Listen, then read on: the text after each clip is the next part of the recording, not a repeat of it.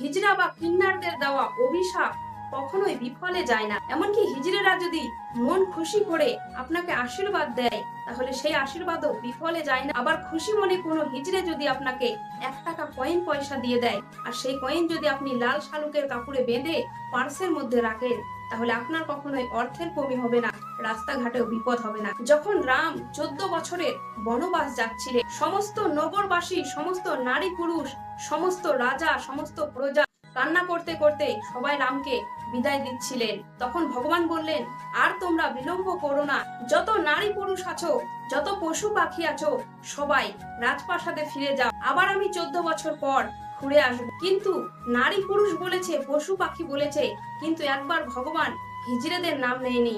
তখন হিজড়েরা ভাবছে, আমরা তো নারীও না, আমরা তো পুরুষও না, তাহলে ভগবান তো আমাদেরকে একবারও যেতে বললেন না, তাহলে আমরা কেন যাব? ভগবানের আজ্ঞা না নিয়ে আমরা এখান থেকে এক পাও নড়বো না। তখন হিজড়েরা সেখানে 14 বছর দাঁড়িয়ে অপেক্ষা করতে থাকলো। যখন ভগবান রাম 14 বছরের বনবাস কাটিয়ে রাজপ্রাসাদে ফেরে, তখন সেই রাস্তার মধ্যে দেখতে পায় হিজড়েরা দাঁড়িয়ে আছে। তখন ভগবান রাম বলে, সে কি, তোমরা এখনো এখানে কেন দাঁড়িয়ে আছো?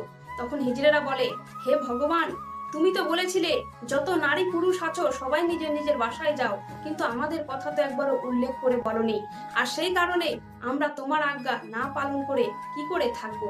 তখন ভগবান রাম খুশি হয়ে বলল, তোমরা আমার কথার এতটাই দাম দিলে, তাহলে আমিও তোমাদের আশীর্বাদ করি, তোমরা যেই কথা বলবে, তোমাদের মুখ দিয়ে যেই কথা বেরোবে, সেই কথাই অক্ষরে অক্ষরে কাজে লেগে যাবে, অর্থাৎ অক্ষরে অক্ষরে মিলে যাবে।